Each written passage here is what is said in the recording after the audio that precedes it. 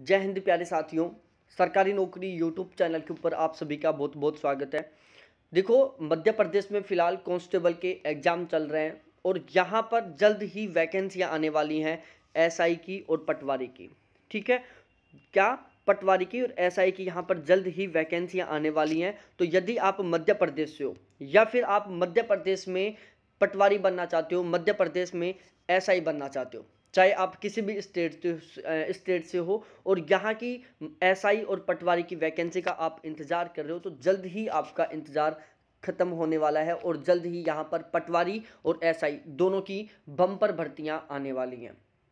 उससे पहले मेरी आपसे रिक्वेस्ट है कि यदि आपका सपना है कहीं भी पूरे भारत में सरकारी नौकरी लगना, तो प्लीज़ एक बार इस चैनल को ज़रूर सब्सक्राइब कर लें, क्योंकि इस चैनल के माध्यम से मैं पूरे भारत में यदि कहीं भी कोई भी सरकारी नौकरी के संबंध में नोटिफिकेशन निकलता है तो सबसे पहले अपडेट करूंगा। तो अब हम चलते हैं अपने नोटिफिकेशन की ओर, जहां पर मैं आपका सारा डाउट क्लियर करूंगा कि दोनों को एक साइड लेकर। ठीक है, सबसे पहले मैं एसआई के बारे में बात करूंगा, फिर पटवारी की वैकेंसी के बारे में। यहाँ पर मैं आपको बताऊंगा कि यहाँ पर एज लिमिट क्या है, फॉर्म फी क्या है, एग्जाम पैटर्न क्या है, आपको यहाँ पर सैलरी कितने मिलने वाली है, साथ ही साथ नोटिफिकेशन कब तक आएगा, टोटल वैकेंसियाँ कितनी रहने वाली हैं। आपके जितने भी डाउट है ना, सारे के सारे क्लियर कर दूंगा। बस छोटी सी रिक्वेस्ट है कि वीडियो को बिना स्किप किए लास्ट तक देखें, पहली बात। दूसरी बात, चैनल को सब्सक्राइब नहीं किया तो अभी सब्सक्राइब करके बेल आइकन को दबा दो। और तीसरी सबसे हम्बल रिक्वेस्ट है हाथ जोड़ के कि प्लीज़ वीडियो को शेयर कर दो और वीडियो को लाइक कर दो।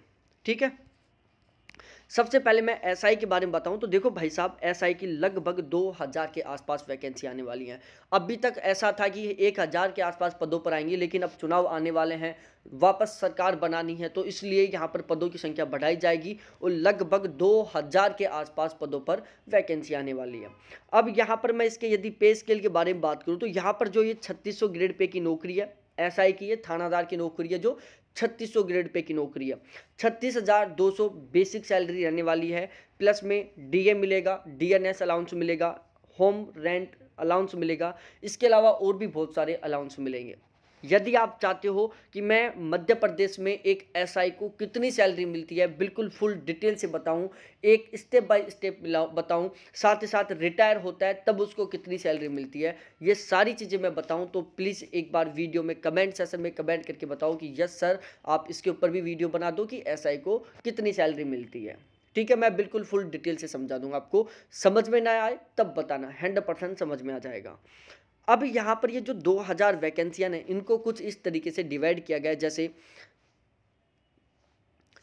सबसे पहले मैं सूबेदार की बात करूँ, सूबेदार के 96 पद हैं, DFSI 1298 पद हैं, स्पेशल ब्रांच एसआई 81 पद हैं, QD SI के 24 पद हैं, रेडियो SI के 45 पद हैं, फिंगरप्रिंट SI के 39 पद हैं, प्लेटून कमांडर के 365 पद हैं, ऑर्डिनेंस एसआई के 52 पद हैं। तो इस तरीके से टोटल 2000 पद जुड़ रहे हैं। यहाँ पर प्रत्येक पद के लिए अलग अलग एलिजिबिलिटी क्राइटेरिया है, तो इसके ऊपर भी मैं आपके साथ बात करने वाला हूँ यहाँ पर। इसके अलावा मैं बता दूँ यहाँ पर जो एज है ना, वो एज किस तरीके से रहने वाली है। डायरेक्ट रिक्रूटमेंट की 18 से 25 है। यदि आप अदर स्टेट से बिलोंग करते हो तो आपकी यहाँ पर 18 से 25 के बीच में एज होनी चाहिए। मध्य प्रदेश के मेल हो तो 18 से 33 साल एज, और यदि आप मध्य प्रदेश के फीमेल हो, अनरिजर्व कैटेगरी से हो, अनरिजर्व कैटेगरी फीमेल सारी काउंट होंगी, अनरिजर्व रिजर्व दोनों टाइप की फीमेल काउंट रहेंगी। इसके अलावा SC ST OBC male female, यदि आप मध्य प्रदेश के, दोबारा मैं रिपीट कर रहा हूँ, मध्य प्रदेश के मेल हो तो आपकी एज 18 से 33 के बीच में होनी चाहिए। इसके अलावा जितने भी लोग बचते हैं मध्य प्रदेश के, चाहे वो सारी कैटेगरी के फीमेल हो, SC ST OBC male female, ये सारे जो कैंडिडेट है इनकी एज यहाँ पर 18 से 38 के बीच में है। अब यहाँ पर मैं सिलेक्शन प्रोसीजर बता दूँ तो आपका यहाँ पर सिलेक्शन प्रोसीजर में सबसे पहले रिटन टेस्ट होगा, फिर फिजिकल स्टैंडर्ड टेस्ट होगा, फिर फिजिकल इफिशियंसी टेस्ट होगा, फिर मेडिकल एग्जामिनेशन होगा, फिर डॉक्यूमेंट्स वेरिफिकेशन होगा। इसके अलावा यहाँ पर मैं फॉर्म फ़ी के बारे में मैं बात करूँ तो मेरे प्यारे साथियों, यहाँ पर आपकी जो फॉर्म फ़ी है कुछ इस तरीके से रहने वाली है। ठीक है, जनरल की 2 तरीके से यहाँ पर फॉर्म फी रहेगी, पेपर फर्स्ट और पेपर सेकंड। देखो यहाँ पर टेक्निकल और नॉन टेक्निकल 2 टाइप से पेपरों को डिवाइड किया गया है, तो इसलिए दोनों की अलग अलग फीस है।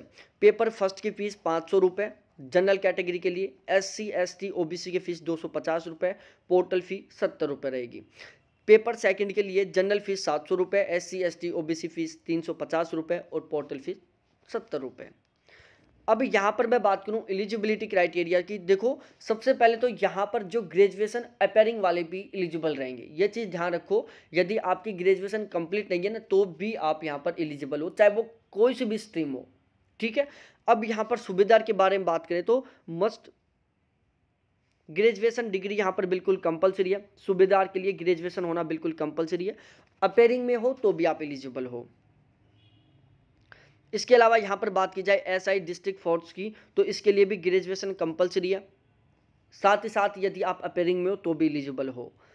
इसके अलावा हम बात करें स्पेशल ब्रांच SI की तो इसके लिए भी ग्रेजुएशन कंपलसरी है, साथ ही साथ अपेयरिंग में हो तो भी आप एलिजिबल हो। हाँ, प्लीज़ अभी तक आपने चैनल को सब्सक्राइब नहीं किया तो एक बार चैनल को भी ज़रूर सब्सक्राइब करें।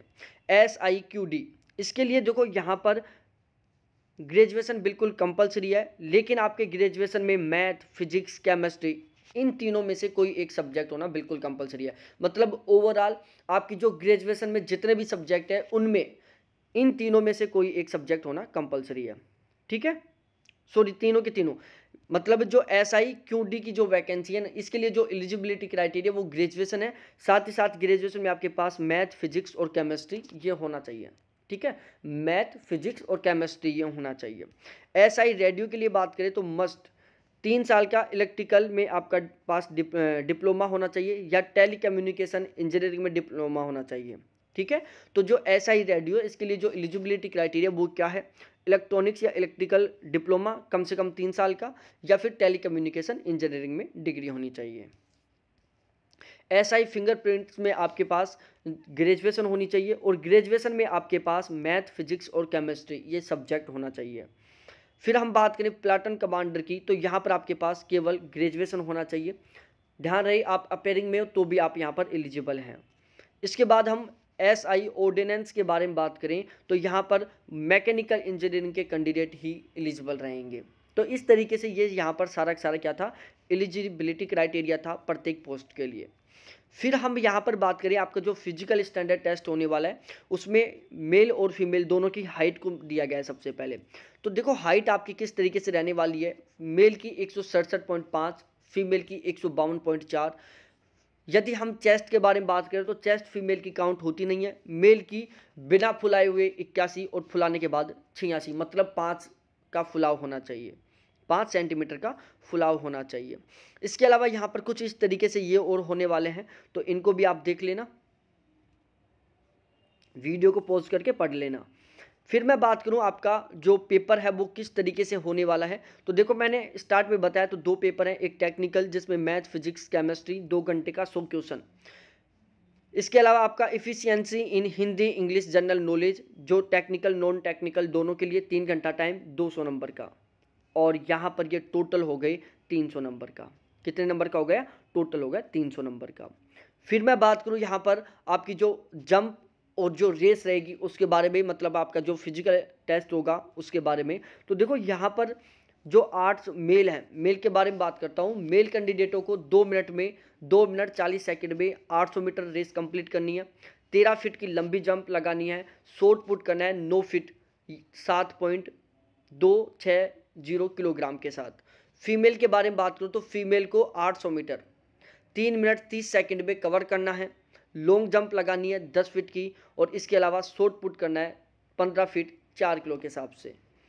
फिर हम बात करें एक्स सर्विसमैन को भी यहाँ पर छूट मिली है, 3 मिनट 15 सेकंड में इनको 800 मीटर की डिस्टेंस कवर करनी है, रेस कंप्लीट करनी है, और इनको लॉन्ग जंप 10 फीट का है, और इसके अलावा 15 फीट 7.260 kg के साथ इनको क्या करना है, शॉर्ट पुट करना है। तो ये था सारी की सारी जानकारी SI की वैकेंसी के बारे में। अभी भी SI की वैकेंसी के संबंध में आपका कोई डाउट रह गए हो तो प्लीज़ आप ज़रूर कमेंट सेशन में कमेंट करके पूछ सकते हो।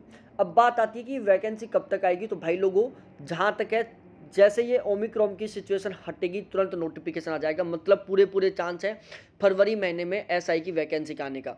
फरवरी में SI का नोटिफिकेशन जारी कर दिया जाएगा। इसके अलावा मैं बताऊं मध्य प्रदेश पटवारी के बारे में, टोटल 3 से 4 हज़ार पदों के बीच में वैकेंसी आने वाली है। 18 से 40 यहाँ पर एज लिमिट है। और यहाँ पर फॉर्म फी के बारे में बात करें तो जनरल ओबीसी की फीस 500 रुपये, SC ST की फीस 250 रुपये। अदर स्टेट के सारे कैंडिडेट जनरल में शामिल होंगे। यहाँ पर आपका सबसे पहले ऑनलाइन एग्जाम होगा, फिर इंटरव्यू होगा। हो सकता है इंटरव्यू में यहाँ पर बदलाव कर दिया जाए, क्योंकि राजस्थान में जो पटवार की वैकेंसी आई है, पटवार का एग्जामिनेशन हुआ है, उसमें जो पिछली भर्ती थी उसमें इंटरव्यू हुआ था, प्री मेंस हुआ था। लेकिन अब की बार यहाँ पर वापस रूल को बदल दिया गया और केवल एक एग्जाम ही कर दिया गया। तो ऐसा ही पटवार में हो सकता है मध्य प्रदेश में केवल एग्जाम हो, इंटरव्यू ना हो। ठीक है, तो इंटरव्यू वाली जो सिचुएशन है ये तो तभी पता चलेगा जब मध्य प्रदेश गवर्नमेंट के द्वारा कोई इसके संबंध में ही नोटिफिकेशन जारी किया जाएगा। बाकी जहाँ तक मेरे को अनुमान है इंटरव्यू को हटा दिया जाएगा, यहाँ से केवल एग्जाम ही रखने वाले हैं। सैलरी के बारे में बात करें तो 28,000 से आपकी सैलरी स्टार्ट होने वाली है। ध्यान रहे, यदि आप चाहते हो कि मैं मध्य प्रदेश में जो पटवारी को सैलरी मिलती है उसके ऊपर वीडियो बनाऊं कि प्रेजेंट टाइम में इसको कितनी सैलरी मिलती है, बेसिक सैलरी कितना होता है, ग्रेड पे कितना होता है, DA कितना मिलता है, HRA कितना मिलता है, जब रिटायर होता है पटवारी तो वो कितनी सैलरी के आसपास से रिटायर होता है, तो प्लीज़ कमेंट सेक्शन में कमेंट करके ज़रूर बताएं। मैं 100% उसके ऊपर भी वीडियो बनाऊंगा बहुत गजब तरीके से। इसके अलावा यहाँ पर मैं फॉर्म फी के और फिर हम बात करें यहाँ पर जो एग्जामिनेशन पैटर्न है, देखो आपको टोटल 100 क्वेश्चन रहेंगे, 90 मिनट का टाइम रहेगा। ऑब्जेक्टिव टाइप के क्वेश्चन रहेंगे जिसमें गणित, इंग्लिश, कंप्यूटर ज्ञान, हिंदी और सामान्य ज्ञान, ये आपका सारा का सारा सिलेबस रहने वाला है। तो इस तरीके से ये पटवारी की वैकेंसी के संबंध में संपूर्ण जानकारी थी। फिर भी आपका कोई डाउट रह गया हो तो आप बेझिझक होकर मेरे से पूछ सकते हैं, 100% आपके क्वेश्चन का मैं जवाब दूंगा। बहुत बहुत धन्यवाद मेरे प्यारे सभी साथियों को देखने के लिए। Thanks, bye. फिर मिलते हैं हम ऐसे ही किसी नेक्स्ट वीडियो के साथ।